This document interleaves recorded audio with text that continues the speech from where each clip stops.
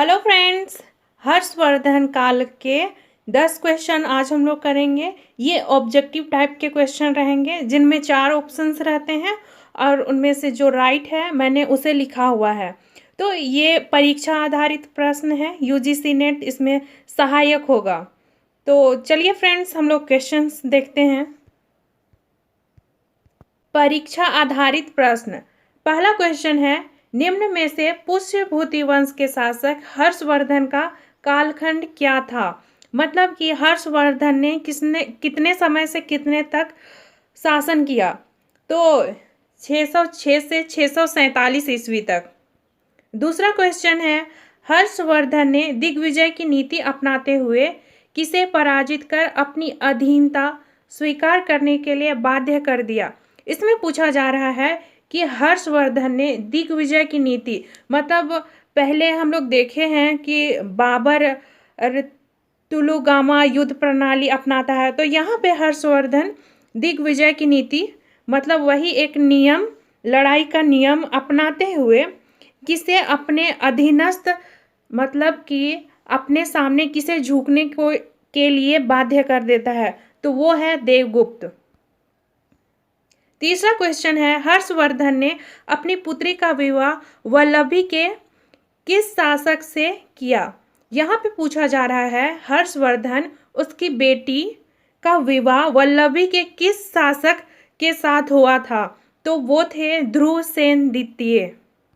चौथा क्वेश्चन है, हर्ष ने ओद्र उत्तरी उड़ीसा को गोंडो दक्षिणी उड़ीसा तथा कलिंग पर विजय के पश्चात किसकी उपाधि धारण की। फ्रेंड्स, यहाँ पर ओद्र उत्तरी उड़ीसा को कहा जा रहा है, कोगोंडो दक्षिणी उड़ीसा को, और कलिंग भी उड़ीसा ही था। तो उस पर विजय करने के बाद वो कौन सा उपाधि धारण किए, मतलब कि हर्ष ने कौन सी उपाधि धारण की, तो वो है सकलोत्रापथ नाथ।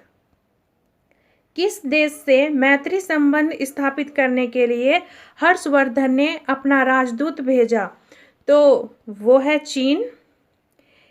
छठा क्वेश्चन है, किस चीनी यात्री ने कहा है कि हर्ष कार्यों में इतना व्यस्त रहता था कि वह अपनी भूख व निद्रा भूल जाता था।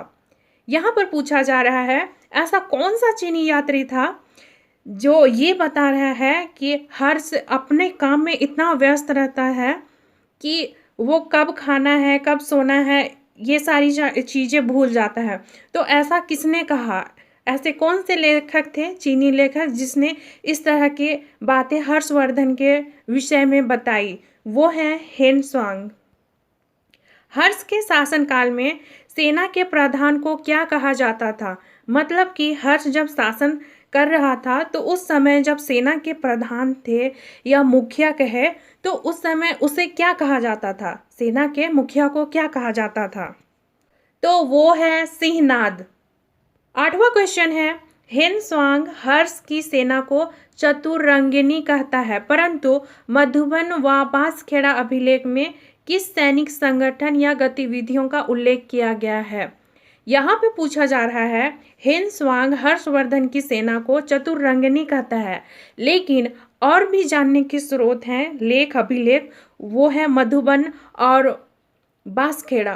तो इसमें सेना हर्ष के सैन्य संगठन को क्या कहा, मतलब सैन्य संगठन के बारे में क्या बताया जा रहा है, वो किस प्रकार का है, तो वो है जलबेड़े। मधुबन और बांसखेड़ा अभिलेख में हर्ष की सेना का एक और भाग जलबेड़े, इसके बारे में वर्णन मिलता है। 9वां क्वेश्चन है, हर्षकालीन साम्राज्य में सेना का सर्वोच्च पदाधिकारी महाबलाधिकृत होता था, तो गज सेना के प्रधान को क्या कहते थे। यहाँ पर पूछा जा रहा है कि हर्षकालीन साम्राज्य में सेना का सबसे सर्वोच्च पदाधिकारी उसे महाबलाधिकृत कहते थे, तो गज सेना के प्रधान सबसे उच्च व्यक्ति को क्या कहते थे, तो आंसर होगा कटुक। 10वां क्वेश्चन है, हर्षकालीन साम्राज्य में वह प्रमुख अधिकारी जो प्रांत अथवा भुक्ति का शासक होता था क्या कहलाता था। यहाँ पर पूछा जा रहा है कि हर्षकालीन साम्राज्य में वह प्रमुख अधिकारी जो प्रांत या भुक्ति। प्रांत बोले तो एक देखिए जिला से बड़ा होता है प्रांत, तो वहाँ का जो शासक होते थे उन्हें क्या कहा जाता था हर्ष के शासनकाल में, वो था राजस्थानीय।